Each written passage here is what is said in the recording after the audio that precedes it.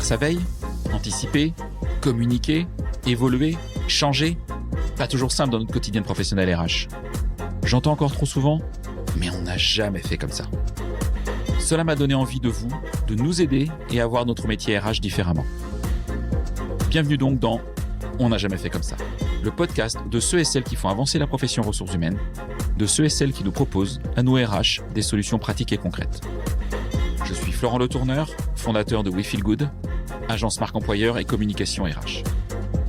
Merci d'avance de votre fidélité. Si ça n'est pas encore fait, abonnez-vous pour ne pas rater les prochains épisodes. J'espère d'ailleurs que cet épisode ouvrira pour vous le champ des possibles et vous donnera envie de faire bouger les lignes RH dans votre entreprise.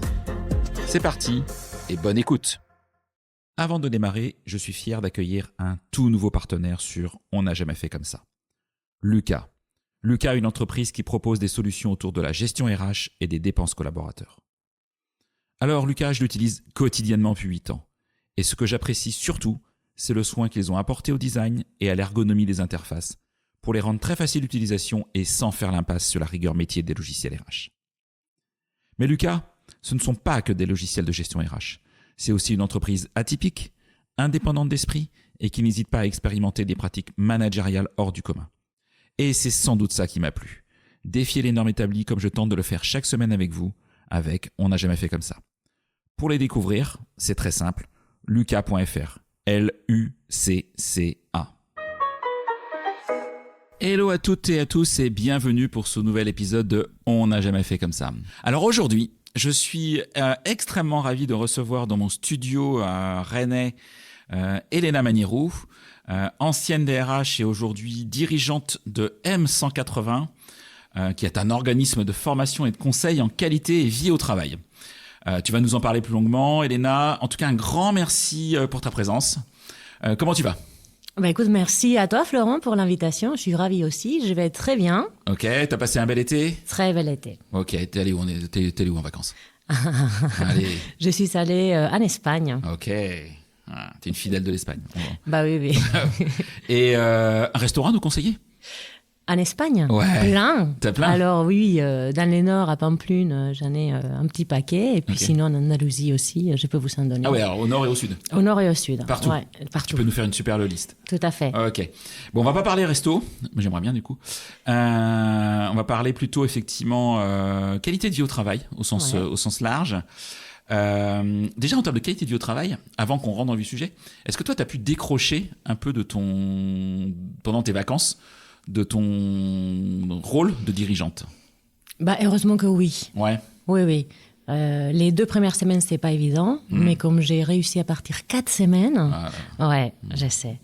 Et oui, j'ai réussi. Ouais. T'as réussi à décrocher. C'est essentiel. Ouais. Ouais. On peut revenir sur ce point-là si tu veux, parce que je pense que c'est...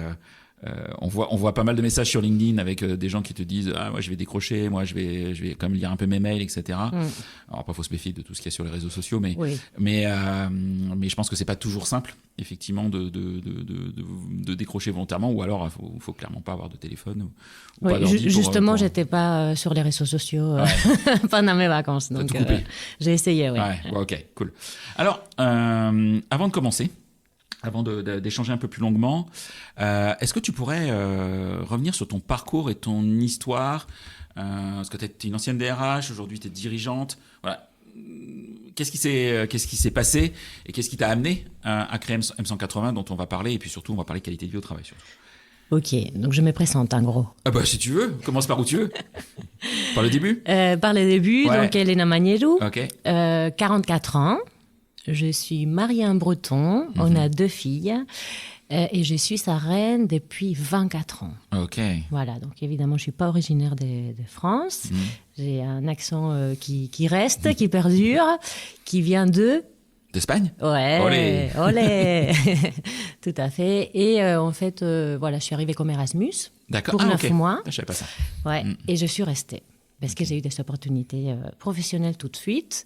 Et du coup, j'ai travaillé 17 ans dans les RH, dans 3 structures très différentes, dans l'industrie de la santé, puis dans l'audiovisuel, pour finir dans les nouvelles technologies, le marketing relationnel.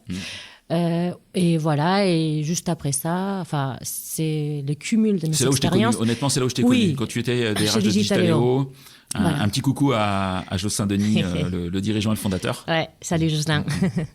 Donc oui, on s'est connus là Ouais. parce qu'on faisait pas mal d'événements à Ouais. ces moments-là pour partager justement nos Oui. expériences. Moi-même, quand j'étais RH en entreprise, d'ailleurs, c'est comme ça qu'on s'est connus. Ouais, chez Groupama des mémoires. Exact. Tout à fait. Donc voilà, des RH pendant 17 ans pour ensuite créer ma boîte dans la prévention santé. Ok. Donc dans la qualité de vie au travail, mais la qualité de vie au travail est large, un sujet qui englobe plein de sujets. Donc moi, je me suis spécialisée dans la prévention santé. Ok. Voilà, physique et mentale. Ok. Et qu'est-ce qui t'a poussé à créer cette entreprise dans le domaine complexe des ressources humaines? Ouais. D'autant plus que, parenthèse, tu l'as créé en février 2020. Oui, visionnaire. Hein. Ouais, ah oui, le bon timing. tout à fait, bon timing, effectivement. Alors, c'est finalement l'expérience qui a fait voilà, comment expliquer ça en parallèle de ma fonction RH, j'étais engagée dans une association en faveur de l'entrepreneuriat féminin. D'accord. Donc j'ai côtoyé depuis 6 ans plein d'entrepreneurs, des femmes qui s'est lancées sur des métiers en reconversion ou autres. Enfin, j'ai rencontré beaucoup d'histoires, de rebondissements, des femmes très résilientes. Et je pense que c'est pas anodin dans mon histoire à moi, parce que ça a fait que, à un moment donné, quand je me suis posé des questions, alors là, cliché encore, mais à l'aube de la quarantaine, je me posais des questions sur mon avenir, qu'est-ce que j'avais envie de faire, etc. J'ai eu tous ces parcours qui m'ont venu en tête et je me suis dit, mais en fait, si tu veux te lancer, c'est maintenant. Puis mon entourage aussi, qui a été un soutien. Et donc, ça a été le déclic, ça a été à la maison, en écoutant ma prestataire de services à domicile, donc la femme des ménages, qui était en difficulté au niveau de sa santé. Et je me suis dit comment ces métiers si utiles sont dans un cercle assez compliqué, assez vicieux, entre l'employeur qui est tout le temps sous tension, les intervenantes qui changent tout le temps, et pourquoi. Et il faut savoir 5 ans, 6 ans de moyenne d'âge. Elles cumulent, je veux dire, un peu toutes les difficultés des métiers avec des temps partiels et autres. Voilà. Et je me suis dit, ces métiers hyper utiles, comment je pourrais faire pour les valoriser? Et c'est le point de départ. D'accord, ok. Donc c'était là ta première réflexion. Ma première réflexion, c'était comment on pourrait valoriser ces métiers-là. Ok. Et donc là, tu vas voir Jocelyn et tu lui dis, bon écoute Jocelyn, je te kiffe mais je pars. C'est ça? Alors, non, parce qu'il y a une étape entre les deux. Ah, ok. Ouais. Donc, j'ai dit ça à Jocelyn, mais pas pour monter ma boîte, mais pour aller dans une boîte dans la santé. Ah, ok. Ouais. Donc, déjà, la santé, ça m'a attirée. Et en fait, j'ai vécu une aventure qui a duré 1 an parce qu'il y a eu une liquidation de cette entreprise-là. J'ai rejoint une équipe qui avait un super projet, mais qui n'a pas tenu au niveau de financier. Donc, je l'ai rejoigné au niveau RH. Et donc, du coup, c'est après ça que je me suis dit, OK, très bien. Est-ce que je repars sur un cycle ou est-ce que je fais mon cycle à moi sur un truc rien à voir? OK. T'es seule au capital aujourd'hui, t'es dirigeante? Oui, ouais. Et comment tu relèves tous les défis d'un créateur d'entreprise? Pas à pas, un par un, avec les... T'avais envie de le faire? Ou tu t'es dit, bon, ça, je verrai, et puis on ajustera. Exactement. Ouais, je l'ai pris plus comme une opportunité, un jeu. Je l'ai pas trop... Enfin, j'ai évidemment pris ça au sérieux, parce que j'ai une famille, j'ai des enfants à nourrir, une maison à payer, etc. Mais je me suis dit, bon, je me donne 1 an pour voir qu'est-ce que je pourrais apporter à la société. Et si ça marche, tant mieux. Et sinon, je retourne dans la fonction RH qui continue à me plaire, enfin, qui me plaît toujours. Oui, ok. Oui, tu aurais pu retourner vers le salariat classique. Tout à fait. Okay. Aujourd'hui, ça serait plus compliqué. Mais si je devais retourner. Est-ce que tu aurais moins envie? Mais j'aurais moins envie, mais il faut surtout jamais dire jamais. La vie m'a appris ça. Donc voilà. Mais aujourd'hui, au moment T, je suis très heureuse. Donc les chasseurs de tête qui nous écoutent, c'est pas la peine d'écrire. Non, pas tout de suite.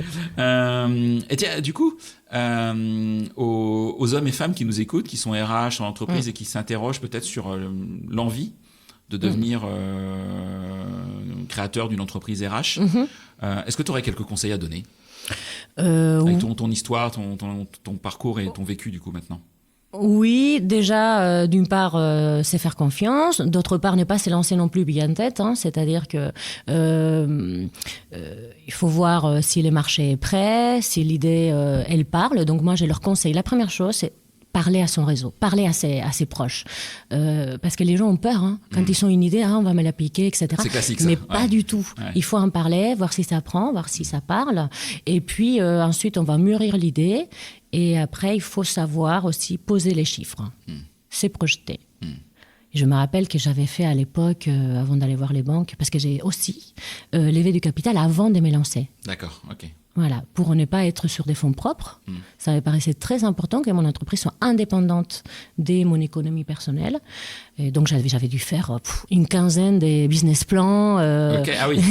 Oui, parce que on bouge les chiffres en fonction de ce qu'on croit que les marchés... voilà. Et puis, ensuite, un autre conseil peut-être qui m'a servi, moi, c'était de me lancer au niveau local. Voilà, de commencer petit. Avec les entreprises qu'on connaît. Moi, j'ai fait du B2B avec les réseaux qu'on connaît. Et puis ensuite, voilà. Est-ce que tu es allé voir tes anciens employeurs quand tu as commencé ou pas forcément? Alors non. Non. Ok. Alors pourquoi? Je ne sais pas. Non, mais alors si, je suis allée les voir pour leur parler de l'idée. Ouais, okay. Bien sûr, mais ils ont été d'un soutien. Ok. Oui, t'es pas allé les voir en disant devenez mes premiers clients s'il vous plaît quoi. Ah non. Okay. Par contre, ils m'ont ouvert le réseau. Okay. Parce qu'à la base, quand je me suis lancée, je voulais m'adresser à 2 secteurs qui n'étaient absolument pas les miens, qui étaient le secteur de la propreté et les services à la personne. Okay. Moi, je voulais aider les auxiliaires de vie, les femmes de ménage à mieux vivre et valoriser leur métier. Donc, j'avais aucune connaissance dans ces secteurs-là. Et entre autres, Jocelyn Denis, dont on a parlé, m'a ouvert son réseau, et les autres aussi. Donc, j'ai commencé à faire une étude de marché d'abord auprès de ces personnes-là. Et puis ensuite, je me suis lancée, assez vite, parce qu'on m'a demandé une formation, puis une autre. Okay. Voilà. Alors, février 2020, là, on est en septembre 2024. Ouais. 4 ans et demi. Ouais. C'est déjà chouette, donc bravo. Alors, pourquoi ce nom M180 et concrètement, M180, c'est qui, c'est quoi? C'est qui, c'est quoi? M180, ça veut dire méthode 180 minutes. Okay. Parce que je voulais créer une méthode efficace, courte, des formations. Parce que j'ai constaté dans mon parcours des RH que les formations qui étaient trop longues, quand on reste 7 heures assis, on retient très peu. Donc, du coup, comment faire pour qu'il y ait un peu de temps, on retienne un maximum, que ce soit efficace. 3 heures, c'est largement suffisant pour apprendre. Et du coup, comment je peux trouver une méthode. Donc, j'utilise forcément l'intelligence collective. J'ai dit forcément parce que les gens qui découvrent l'intelligence collective et tous ces outils, je pense qu'ils n'en sortent plus jamais, tellement c'est puissant. Donc, voilà pour le nom M180. Ok. Et alors, c'est quoi la mission et la vision aujourd'hui que tu as avec M180? Alors, il faut savoir qu'au démarrage, M180 est né entreprise à mission. Ok. Oui. Donc, c'est une entreprise à mission? C'était. Alors, moi, j'ai fait à l'envers de tout le monde. Ah oui, parce que les entreprises vont plutôt vers l'entreprise à mission. Tout à fait. Toi, tu l'as créé comme telle. Moi, j'ai créé... Et après, tu l'as arrêté. Tout à fait. Ok, et pourquoi? Je vais tout te dire. Ah ouais. Alors, j'ai créé donc une entreprise à mission qui avait comme raison d'être de valoriser les métiers à forte utilité sociale et intention dans les cadres d'une démarche RSE. Alors, c'est long comme raison d'être, mais en gros, comment on peut les valoriser. Et j'ai démarré par mettre en place des actions de prévention santé, physique et mentale, qui tenaient compte des gens. Alors, j'ai pas inventé la roue sur ces thématiques-là, mais l'idée, c'est de se dire comment on peut améliorer sa santé en générant des déclics chez les gens. Donc, en gros, j'ai beaucoup travaillé la pédagogie. Okay. Voilà, les fondamentaux, comment travailler l'ancrage des fondamentaux, et puis j'accompagnais ça d'un suivi d'indicateurs. Donc ça, c'est la base des M180, c'est notre méthode.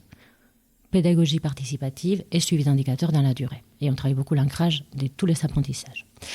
Donc en fait, on a démarré comme ça, j'ai créé un comité d'émission propre d'une multinationale avec des gens extraordinaires à l'intérieur, et j'ai recruté mon premier salarié tout de suite, et on a commencé à travailler, ça se porte bien, et en fait je me suis rendu compte 2 ans après que c'était l'été, il y a 2 ans, où, pareil, j'ai pris quand même 4 semaines de vacances. On en parlera de ces temps-là, parce qu'on dit souvent, les patrons, ils prennent peu de vacances, ils sont tout le temps la tête dans les guidons, etc. Moi, dès le démarrage de M180, je me suis dit, les vacances, ma famille, c'est tellement ressourçant et tellement précieux qu'il me faut du temps pour eux et pour moi. Donc, pendant ces temps-là, l'été, il y a 2 ans, je me suis dit, attends, j'ai l'impression de courir tout le temps. Qu'est-ce qui me prend beaucoup d'énergie et qui finalement apporte... c'est pas que ça apporte peu, mais qu'est-ce qui n'est pas aligné avec qui nous sommes aujourd'hui au bout de 2 ans, parce que l'entreprise avait beaucoup évolué aussi en 2 ans. Au niveau de ses clients, on avait diversifié aussi à d'autres secteurs d'activité. On avait aussi des demandes en dehors de Bretagne. Et donc, on avait d'autres prestataires, parce que du coup, j'ai changé aussi un peu de modèle. J'ai des salariés, mais j'ai aussi des prestataires et services qui travaillent pour M180, des professionnels. Du coup, voilà, ça avait un peu bougé. Et en parallèle, je voyais des grosses entreprises du milieu bancaire et autres arriver sur ces statuts entreprise à mission. Et je me suis dit, mais non, attends, je crée... Alors, ce qu'il faut savoir, c'est quand on lance une entreprise à mission, au niveau statutaire, il y a des conditions, il y a des engagements, et c'est forcément du temps, de l'énergie, il faut sortir un rapport, il faut avoir ces fameux comités d'émission, voilà. Donc c'est du temps, de l'énergie, voilà. Et des indicateurs à suivre. Donc ça, c'est très structurant. Mais en fait, quand on est 5, il faut être agile. Donc au bout d'un moment, on est déjà une entreprise engagée de par nos actions. Donc je me suis dit, en fait, je me rajoute des couches d'exigence, finalement, qui... c'est trop. D'accord. C'est trop. Voilà. Et en fait, c'est un peu mon problème. les trop, quoi. Ok. Et je ne savais pas qu'on pouvait arrêter une entreprise à mission un peu comme ça. Tout simplement changer les statuts. Ouais, voilà. Okay. Voilà, j'ai changé les statuts.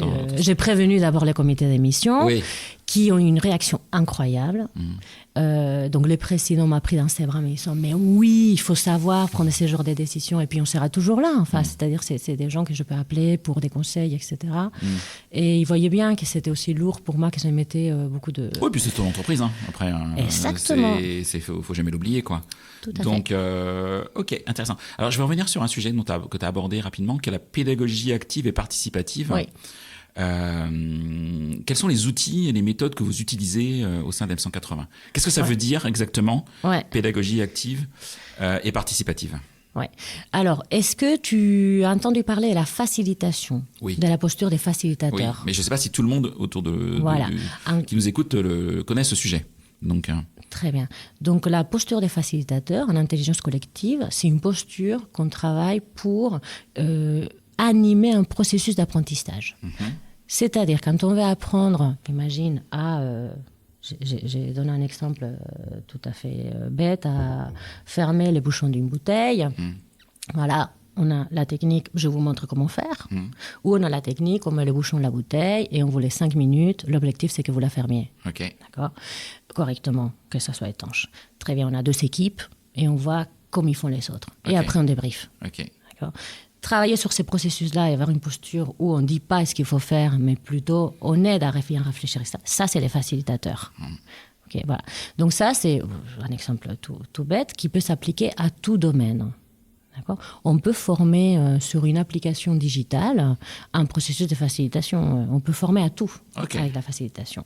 Et donc, c'est une posture, le formateur, même s'il est sage de par son expérience, de par ses compétences, il est plutôt dans une posture des passants, d'aidants, des facilitateurs. Et en fait, ça change tout, puisque le participant à la formation, la personne qui s'inscrit à la formation, elle va être tout le temps active, tout le temps, en train de produire, et forcément, il va apprendre. Oui, ok. Voilà. Et en fait, on apprend tous. Ok, très clair. Ok. Du coup, est-ce que tu personnalises aussi tes formations ? Parce que tes clients, ils ont des demandes, et je le vis aussi, qui sont souvent très uniques. Et c'est normal par rapport à leur organisation, leur histoire, leur passé, leurs envies, leurs objectifs. Comment est-ce que tu adaptes tes accompagnements à à l'unicité, à la demande de chacune des organisations qui te sollicitent. Oui. Alors, pour te répondre, je vais un peu expliquer. On a 4 modules de formation. Ouais, vas-y, explique déjà. Ouais. Voilà. Un premier module qui s'appelle Ménage-toi, qui vise à prévenir les troubles musculo-squelettiques. Ok. Ces modules-là, il est aujourd'hui pas mal déployé auprès des bas du bâtiment, dans l'agroalimentaire, mais aussi dans la propreté, dans les services à la personne. Donc, vous imaginez des gens très différents et surtout qui font des métiers qui bougent tout le temps. Donc, ils n'ont pas un poste de travail fixe. Voilà. Donc, forcément, on doit personnaliser l'approche. Et la personnalisation, elle s'est faite justement dans les processus de réflexion en amont. Quand on crée les modules, on va essayer de faire en sorte qu'à chaque étape, ça soit adapté au métier. Je donne un exemple sur les troubles musculo-squelettiques de chaque métier. Par exemple, on va démarrer une session en expliquant c'est quoi les TMS, et on ne va pas donner forcément la version théorique, mais on va mettre un bonhomme et les gens vont dire juste où est-ce qu'ils sont mal. Et en fonction des métiers, on a pas mal au même endroit. Et en fonction de la personne, et en fonction de l'âge, tout. Donc en fait, on va tout de suite partir du concret de chacun pour ensuite apporter des solutions personnalisées. Ok. Voilà, donc qu'on soit dans une fonction sédentaire ou en mobilité, on peut utiliser un processus à peu près similaire, le résultat sera personnalisé. Donc ça, c'est pour la formation sur la prévention des TMS. On a une formation sur prévenir les risques psychosociaux. Pareil, dans lesquels on fait travailler les gens sur une grille de warning, on va dire, d'alerte, des indicateurs, des balises qu'ils vont utiliser pour eux-mêmes se prévenir. Ça va être personnalisé. Tout est personnalisé parce qu'on a travaillé les processus pour que ça le soit. Okay. Et d'ailleurs, c'est très drôle parce que quand on travaille sur la simplification des théories, c'est-à-dire des concepts, quand on essaie de simplifier un maximum les concepts, le processus est aussi apprécié par les cadres dirigeants que par les personnes qui n'ont pas un bac plus 5 ou un bac plus 2. Ou voilà. De toute façon, ça touche tout le monde. Hein. Donc, je suis pas très étonné. Hein. Exactement. Donc oui, de toute façon, la santé touche tout le monde, physique et mentale, mais la façon de travailler la pédagogie, quand on la travaille, qu'elle soit la plus accessible dans tous les sens du terme, et finalement, on se rend compte qu'elle plaît à tout le monde et qu'elle est efficace pour tout type de statut, de parcours, de vécu. La multiculturalité, elle est prise en compte aussi. Quand on réfléchit à une séquence pour un illettré, et en fait, ce qu'il faut se dire, c'est que tout ce qui est utile pour les uns est confort pour les autres. Ok. Voilà. Et finalement, en essayant de simplifier un maximum les séquences dans la pédagogie et l'accessibilité, on les rend hyper intéressantes, ludiques, efficaces. Voilà. Et puis ensuite, on suit des indicateurs dans la durée pour voir si ça marche. Et voilà, on est très, très content du retour. Ok. Donc, vous abordez TMS, vous abordez RPS. Voilà, je suis aussi accréditée pour former au premier secours en santé mentale. Qu'est-ce que c'est la santé mentale ? Les secours en santé mentale. Oui, c'est génial ça. Ouais. C'est la version santé mentale et pas sentimentale, mais santé mentale, des premiers secours classiques. Ok. Voilà, ce sont 2 Australiens qui, donc un éducateur spécialisé, un docteur, qui ont décidé, il y a une vingtaine d'années, de déployer, de travailler sur un protocole qui allait pouvoir être un premier niveau de secours face à un trouble de santé mentale. Donc, ils l'ont déployé. En France, il est arrivé ces modules de premiers secours en santé mentale en 2018. Les premières formations ont été déployées en 2019. Il faut être accrédité pour pouvoir former. Hein. On doit être 1000 et quelques formateurs en France. Et c'est une formation qui permet 3 choses. D'abord, de déstigmatiser sur les sujets de santé mentale, de lutter contre les discriminations et surtout et avant tout, de savoir agir et aider quelqu'un en face, soit d'un état de crise, soit pas. Alors, question, cette formation, le public que tu formes, est-ce que c'est des professionnels RH ? Est-ce que c'est des managers ? Ou est-ce que c'est aussi tout type de collaborateurs, comme on pourrait former des secouristes au travail, comme on le fait plus traditionnellement depuis de nombreuses années en France ? Oui, c'est une formation citoyenne. D'accord, donc en fait c'est tout le monde. c'est tout le monde. Ok. Et donc moi, j'ai commencé à former les RH, mais aussi les juristes, qui sont une fonction qui est aussi aujourd'hui très sollicitée sur ces thématiques des santé mentale, avec des sans-capacités, inaptitudes, voilà, pas mal de sujets là-dessus à gérer chez leurs clients. Et en fait, j'ai des groupes en inter-entreprise, donc tous les 2 mois, et j'ai des groupes en intra-entreprise dans lesquels je forme les CSE, les RH et ceux qui sont intéressés par ces modules. Et en fait, l'idéal, ça serait qu'on ait un quota. Oui, parce que c'est ce que j'allais dire. Autant en France, avoir des secouristes au travail, c'est obligatoire avec des quotas en fonction de la taille de ton entreprise, etc. Je connais plus les chiffres, mais bon, peu importe. Sur la santé mentale, il n'y a rien d'obligatoire en France aujourd'hui. Rien. Voilà. Mais c'est un sujet qui reste encore assez tabou, assez méconnu. Hein. Et pourtant, ce qui est incroyable, moi je me forme de façon beaucoup plus, on va dire, approfondie et à fond, parce que je suis comme ça quand j'ai un truc, du coup je vais à fond, depuis 1 an et demi. Et en fait, quand on découvre les chiffres sur la santé mentale, alors la santé mentale c'est quoi ? C'est comme la santé physique, on a tous une santé mentale, donc on est tous concernés. Les troubles de santé mentale, aujourd'hui, touchent 1/4 des Français. D'accord ? Quand on découvre quels sont les principaux troubles, donc on va avoir l'anxiété, les troubles anxieux, la dépression. Ensuite, on a la bipolarité et les troubles liés aux addictions. Mais en fait, tout le monde est concerné. Et c'est pas... quand j'ai dit, il faut lutter contre quelques mythes. Tu vois, on a les mythes de « Ah, mais ils sont en burn-out ou en dépression parce qu'ils sont faibles. » Mais pas du tout. On est tous concernés. D'ailleurs, les burn-out arrivent aux gens les plus engagés. C'est les burn-out, épuisement professionnel, arrivent aux salariés les plus engagés et ils ne les voient pas venir. Donc, suivre cette formation nous permet de mieux connaître les troubles et de mieux pouvoir anticiper et aider les moments venus quelqu'un. Et aider les moments venus quelqu'un, ça veut dire passer le relais à un professionnel, poser les bonnes questions et savoir approcher. Parce que le plus difficile, on a peur en fait. On ne sait pas comment faire, on a peur de mal faire. Si c'est un collègue, c'est pas facile. Un collègue, je sais pas, qui se foule la cheville, je suis secoué au travail, je vais l'aider, puis je vais appeler les secours, etc. Mais si j'ai un collègue qui est pas bien, je sais pas, qui pleure par exemple, au bureau, quelle réaction j'ai, quoi. Tout à fait, qui fait une crise de panique, qui s'enferme dans les toilettes, on fait quoi ? Et souvent, en plus, on ne sait pas est-ce qu'il nous fait un AVC, est-ce qu'il fait une crise cardiaque ou est-ce qu'il fait une crise de panique, donc comment on fait la différence ? Voilà. C'est justement pour apprendre à agir et à approcher la personne que cette formation est super. Très, très pratique. Et sur ta lancée, on va peut-être revenir sur quelques sujets là, parce que j'ai des choses qui viennent dans ma tête. Et ton 4e sujet alors là, c'est un petit module, un e-learning qui s'appelle Vivre en bonne santé sur les fondamentaux de l'hygiène de vie. Type, je décroche en vacances. Je ne regarde pas mon smartphone professionnel pendant mes vacances. Exactement. Et donc, ça te donne... Oui. Donc, on parle de l'alimentation, les sommeils, l'activité physique et l'équilibre pro-perso.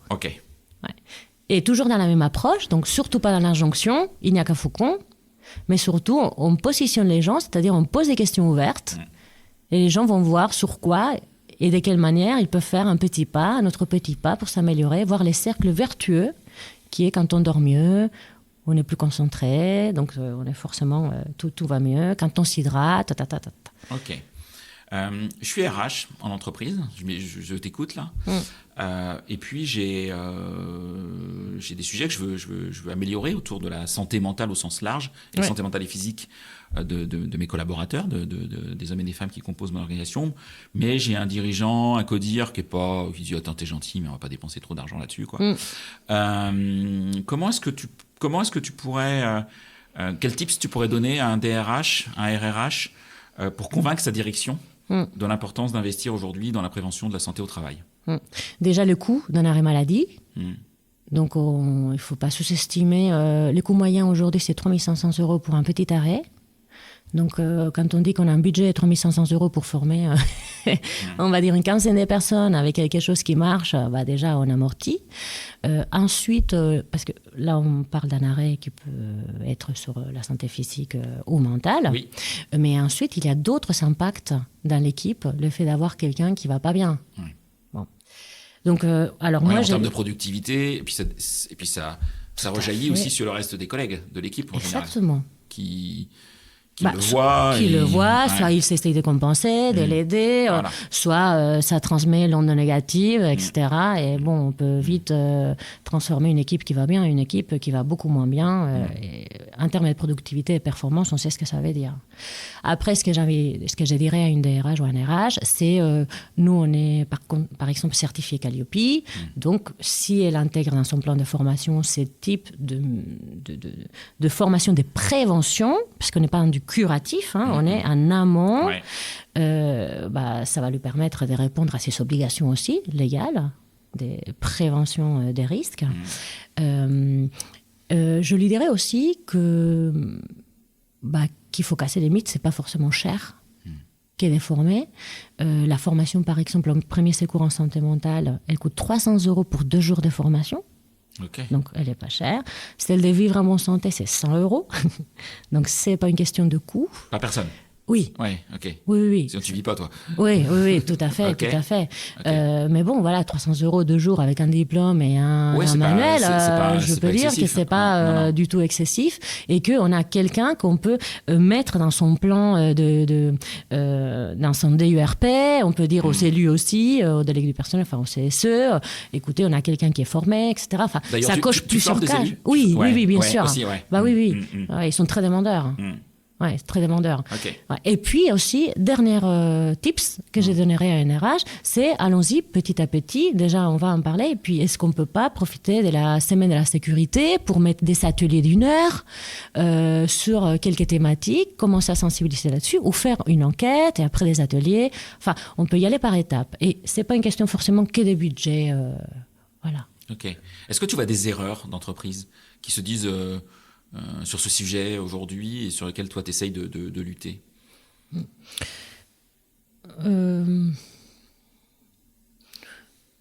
Quand tu arrives dans une organisation, parce que, le mot est peut-être trop fort, mais est-ce que tu fais un petit diagnostic, tu regardes un peu ce qui est fait, etc. Et est-ce que tu te rends compte que des fois il y a des, sans que ce soit volontaire, mais il y a des boulettes qui sont faites et qu'il faut rattraper un peu, quoi. La première, c'est ne pas prendre conscience de l'importance de la prévention santé en entreprise. Ouais. C'est-à-dire que les salariés, c'est pas un coût, c'est pas une charge, c'est les potentiels de l'entreprise et c'est les talents de l'entreprise. Donc ne pas prendre en compte la santé globale de nos salariés, pour moi, c'est la première erreur. Ok. Alors j'avais regardé effectivement tes 4 modules. Alors j'ai des tonnes de questions, donc on va pas y passer non plus 4 heures sur le podcast, sinon on va saouler tout le monde. Mais j'avais quand même quelques sujets, parce que je suis pas expert de tous ces sujets-là, honnêtement. En particulier les TMS. Et aujourd'hui, quelles seraient, si tu peux nous les dévoiler, les techniques que tu recommandes pour prévenir les TMS en entreprise? Même si j'ai bien compris que d'une entreprise à l'autre, les TMS sont pas forcément les mêmes, etc. Ouais. Déjà. C'est dire qu'il n'y a pas de solution miracle, que c'est pas parce qu'on fait une formation un jour que ça va marcher. Donc pour moi, la technique, c'est toujours déclic, générer des déclics chez les gens et avoir une culture de la prévention. Je vais te donner des exemples très concrets, parce qu'on n'a pas de culture de la prévention santé en Europe, on a très peu, une culture très très faible. Et un exemple, c'est est-ce que, par exemple, tu t'échauffes le matin? Est-ce que tu fais un échauffement de 2, 3, 4 minutes? Ouais, j'échauffe mon pouce en regardant mes notifications sur mon téléphone. Voilà. C'est catastrophique. Et tu vois, j'ai échauffé mon pouce, c'est tout. C'est-à-dire qu'on croit que les TMS, il faut prendre des exosquelettes, tout de suite dépenser beaucoup d'argent dans l'ergonomie des postes de travail. Non. Il suffit de bouger. Le corps est fait pour bouger. Qu'on soit sur un métier sédentaire ou pas. Évidemment. Évidemment. Donc, de bien bouger et de bouger régulièrement. D'accord. Donc, les techniques pour prévenir les TMS, pour moi, c'est bien connaître son corps. Donc, l'hygiène de vie prend le sujet de façon globale. C'est pas juste une histoire physique. Est-ce que je suis grand, fort et je peux prendre des charges? C'est est-ce que je m'hydrate? Est-ce que je dors? Est-ce que je mange bien? Est-ce que j'ai un bon équilibre? Et puis ensuite, est-ce que je m'échauffe? Est-ce que je m'étire? Et est-ce que ensuite, je peux demander à mon employeur d'avoir un équipement peut-être plus spécifique si je commence à avoir un problème donné, un bas du dos ou autre, etc. Et du coup, tu animes, toi et tes équipes, vous animez des échauffements Oui.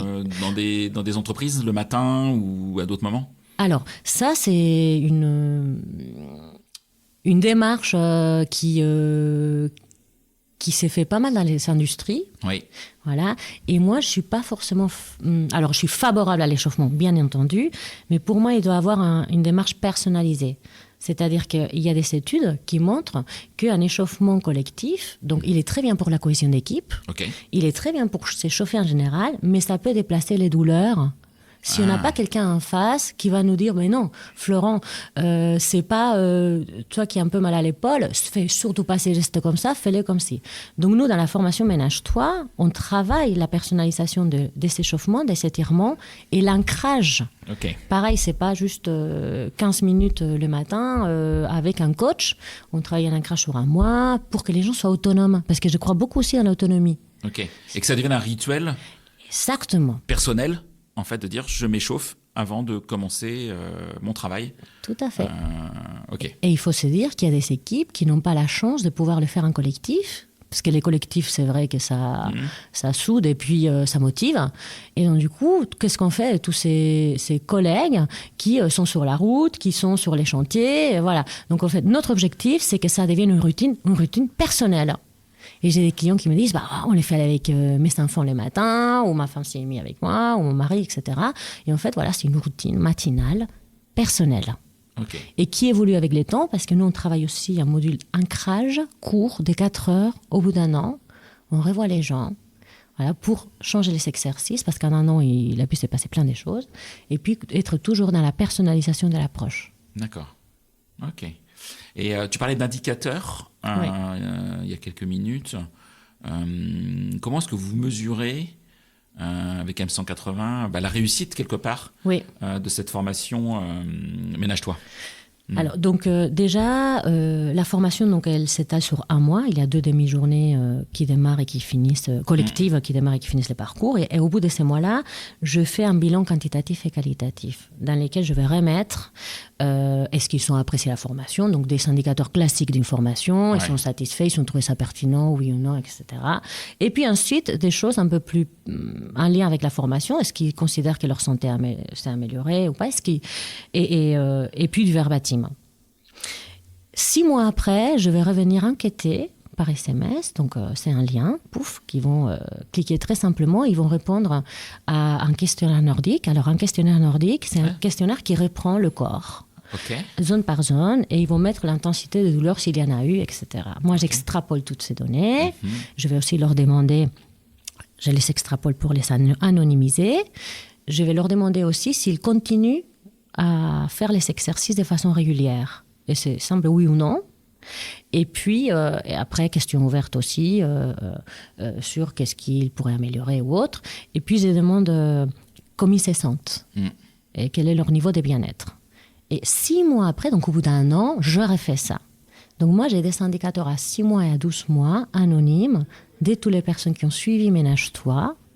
Et aujourd'hui, on a 80% des participants qui continuent les exercices un an après, qui considèrent que leur bien-être s'est amélioré, et les entreprises déclarent une baisse d'absentéisme. Ok. Voilà, donc ça, c'est comme ça que je suis les indicateurs. Et après, comme on revient un an après pour l'ancrage des 4 heures, on refait encore un questionnaire, etc. Et on adapte. Hein. Ok. Et si tu te rends compte que dans je sais pas, qu'un homme, une femme, ça n'a pas bougé, ça n'a pas évolué, voire peut-être même ça s'est empiré, est-ce que tu interviens? Est-ce que tu assures une sorte de service après-vente? Comment est-ce que tu réagis par rapport à ça? Ou est-ce que... ou pas du tout? Alors, moi, je peux alerter l'entreprise en disant, mais je dirais pas c'est en tel, en disant il y a des personnes qui visiblement continuent à avoir des besoins là-dessus. Ouais, ok. Mais je dirais pas c'est Florent le tourneur qui considère que son hygiène de vie est médiocre à 2 sur 10. Mais je peux alerter là-dessus. D'ailleurs, c'est très intéressant ta question parce que comment on passe du temps avec eux, ils sont aussi un entretien individuel d'1 heure, je ne l'ai pas dit, pendant la formation. Ok. Dans lesquels ils abordent l'hygiène de vie. Moi, je mets en avant aussi dans les bilans, pour les RH, tous les sujets sur lesquels nous, on ne peut pas agir parce que ça sort de notre scope, mais qui peuvent être hyper utiles pour eux. Et donc, je peux les alerter. Je donne un exemple. La répartition des congés, c'est un sujet qui revient régulièrement, ou les remplacements pendant les congés, etc. Donc, tu vois, c'est au niveau organisationnel, mais ça impacte la qualité de vie. Donc, du coup, voilà, j'essaie de donner beaucoup de matière au RH, tout en respectant la confidentialité. Évidemment, les salariés. Voilà. Et après, nous, on peut aussi les orienter vers... on a un réseau de partenaires complémentaires en fonction des régions en France, sur lesquels on peut dire, voilà, si vous voulez un naturopathe, si vous voulez d'autres professionnels, généralement on me demande, donc je donne les coordonnées de nos collègues. Oui, toi tu peux pas tout faire. De toute façon, après évidemment, tu vas orienter, et c'est pas l'objectif. Oui, ok. C'est pas l'objectif. Moi, je suis déjà à la V7 des Ménage-toi. Ah oui, quand même. L'idée, c'est l'améliorer en continu. Ok. Mais pas forcément d'en faire... moi, j'ai un catalogue de 4 formations, mais je vais être très, très bonne et on veut qu'on soit très fort sur ce qu'on fait et pas avoir un catalogue où on se perd. T'es pas la Ségos des formations qualité du travail. Bonjour les amis de la Ségos. C'est pas mon objectif. Ok. Sur les risques psychosociaux, tu en as parlé. Tu as parlé effectivement tout à l'heure du burn-out, qui est un sujet... est-ce que toi, avec ton expérience, l'expérience de ton équipe aujourd'hui, est-ce que tu vois des organisations, des secteurs d'activité où peut-être il y a plus de burn-out que la moyenne, où il y a des signes avant-coureurs de burn-out? Et comment est-ce que vous détectez quelque part ces signes avant-coureurs pour éviter justement ces burn-out et anticiper? Comment est-ce que vous travaillez ces sujets-là? Nous, comme je te disais, on travaille avec plusieurs secteurs d'activité, mais pas avec tous. Donc, je ne pourrais pas te donner une carte de la France. Tu ne fais pas que les sociétés ménages et services à la personne, comme c'était l'objectif c'était aussi, non, tout à fait. On fait plein d'autres, plein d'autres sociétés, dans les services, comme je disais, les bâtiments, l'agroalimentaire, et plein d'autres sociétés. Voilà. Mais je n'ai pas non plus une cartographie extrêmement fine de la France. Je ne pourrais pas te dire, il y a tel secteur qui souffre davantage. En revanche, ce que je peux te dire, c'est qu'on constate, quand on nous parle des burn-out ou des gens qui témoignent sur les burn-out, ils se disent, je ne l'ai pas vu venir. Et c'est des personnes, effectivement, hyper engagées, qui, d'un coup, ça leur tombe dessus. Et pour le coup, la douleur est telle que l'arrêt est très, très long. Donc, nous, on essaye de faire la prévention pour que ça n'arrive pas et pour que les managers puissent s'alerter eux-mêmes et leurs équipes. Donc, par justement des techniques de détection de tous les signaux du burn-out. Ok, d'accord. Très clair. Et quelles sont ces techniques? Quelles sont les techniques que vous avez qui fonctionnent en tout état de cause? Alors, la première, ça va être de connaître c'est quoi les burn-out et comment ça s'est créé, quels sont les signaux, etc. Donc, voilà, théorie, voilà. Donc, on se projette soi-même. Voilà. Ensuite, on se check, qu'est-ce qui est bon pour moi, donc en tant que personne. Et ensuite, on va aller voir, par rapport à mes équipes, qu'est-ce que je pourrais mettre en place pour éviter, par exemple, que le rythme de travail soit trop intense, ou est-ce que j'ai des moments avec mes équipes où ils peuvent parler? Est-ce qu'il y a des moments de soupape? Est-ce qu'il y a des moments de... est-ce que je sais bien répondre ou pas? Parce que bon, les gens ils peuvent dire tout va bien, alors, et en fait ils sont épuisés, quoi. Et justement, alors pour les métiers qui le permettent, le télétravail a changé des choses là-dessus, pour toi ou pas? Alors sur la partie physique, oui, parce qu'on n'est pas installé pareil, parce que voilà, et sur la partie mentale, pour certains aussi. Tout à fait. Après, te faire des chiffres, des stats... Non, c'est compliqué, mais toi, avec ton recul, ta vision, est-ce que tu es plutôt team continuons le télétravail, le renforcer, l'accompagner, ou est-ce que tu es plutôt team attention, pas faire de taux... Pas anti-télétravail, mais attention au rythme entre le présentiel bureau et la maison? Moi, je suis team, faites ce qui marche pour vos équipes et par rapport à votre secteur d'activité.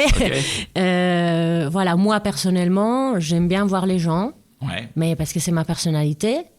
Donc, un mix des deux, parce que la souplesse est importante aussi. Et puis, ça dépend de la région où on est. Nous, on n'habite pas à Paris, mais je me dis, si j'étais à Paris, faire 1h30 de route le matin et le soir, peut-être que je serais mieux en télétravail. Toi, t'es comme moi, tu fais 10 minutes de vélo? Bah oui. C'est... J'ai fait 3 minutes de vélo ce matin. Je fais à 3 minutes de chez moi. donc, honnêtement, tu vois, moi, autant moi, je suis pour le télétravail, clairement, pour mes équipes, et j'ai pas de frein, voilà, dans une limite d'équilibre, tu vois, entre le présentiel et le distanciel. Autant moi j'en fais peu, parce que je suis à côté de chez moi, donc je suis très bien au bureau, quoi.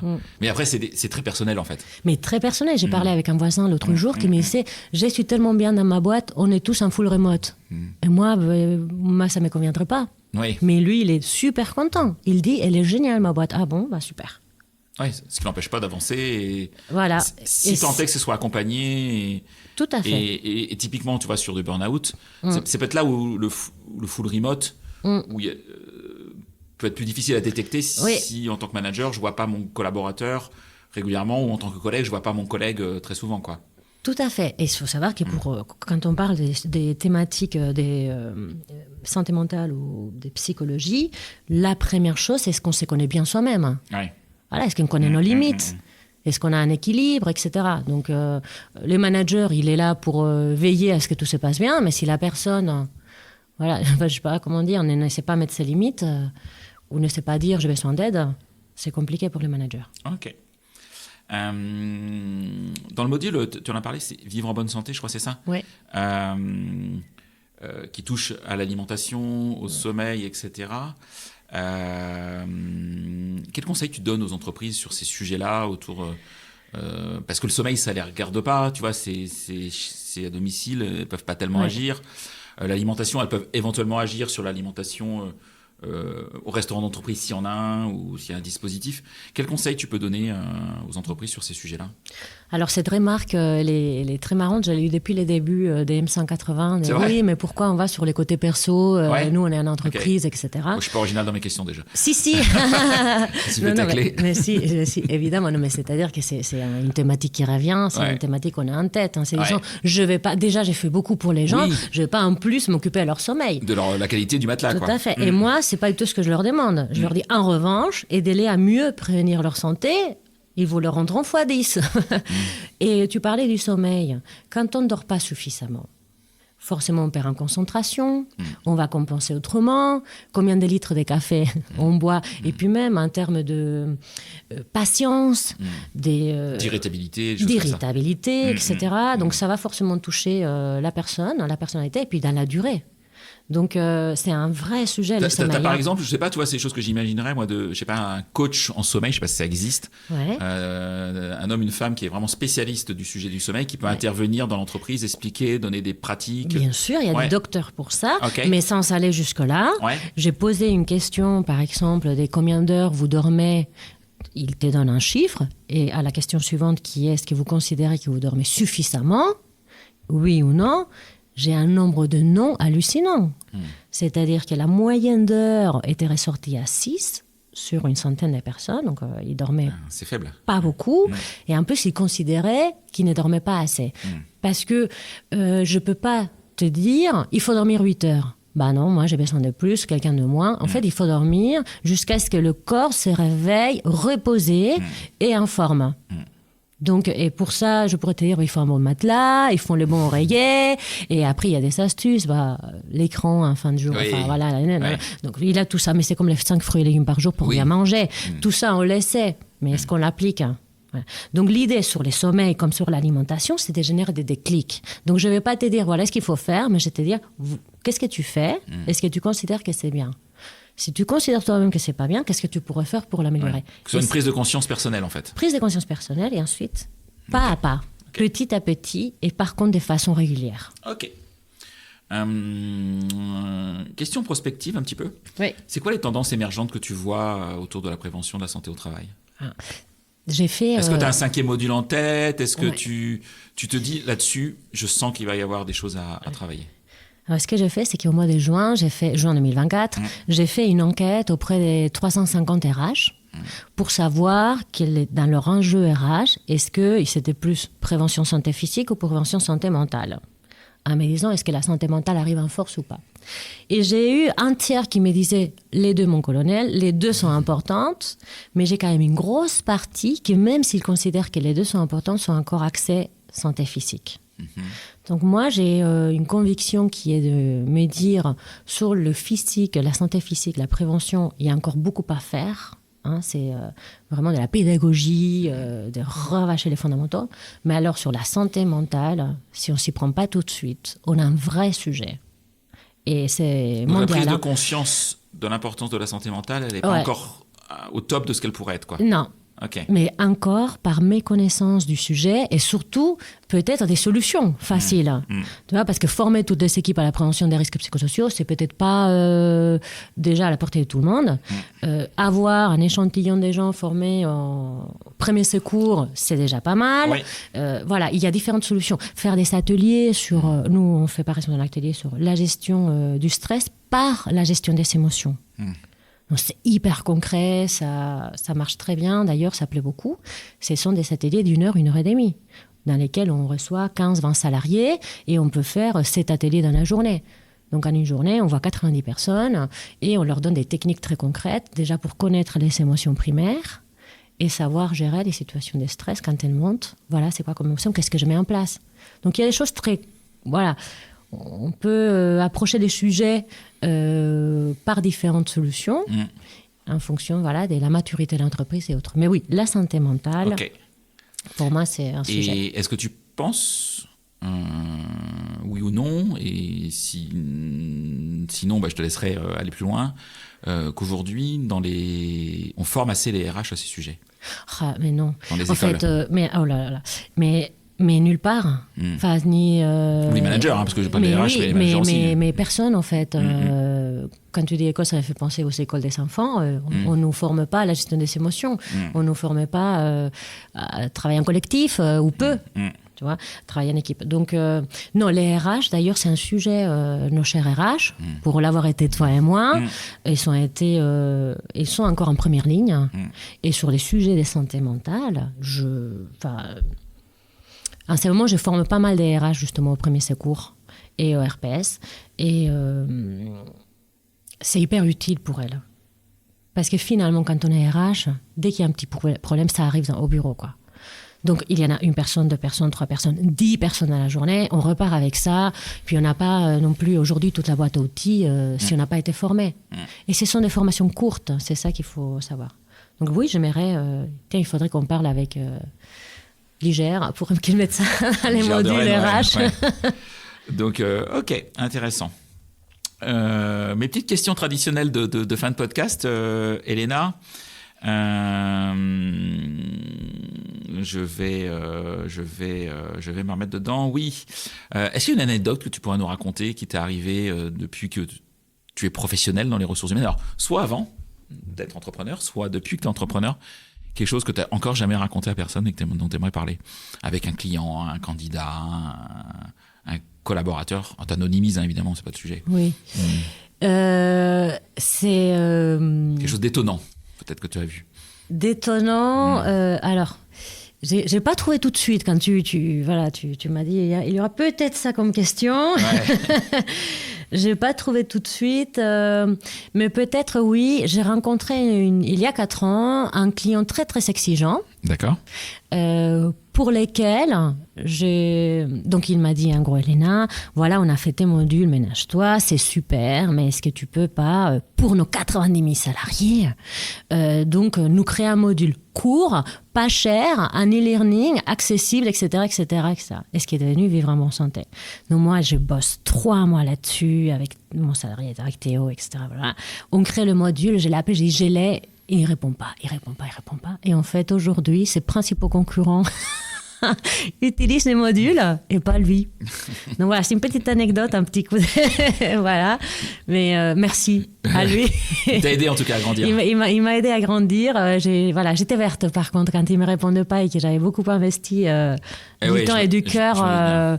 C'est voilà, comme quoi la patience et puis voilà, la résilience. Et voilà, petite anecdote. C'est la vie d'entrepreneur. Hein.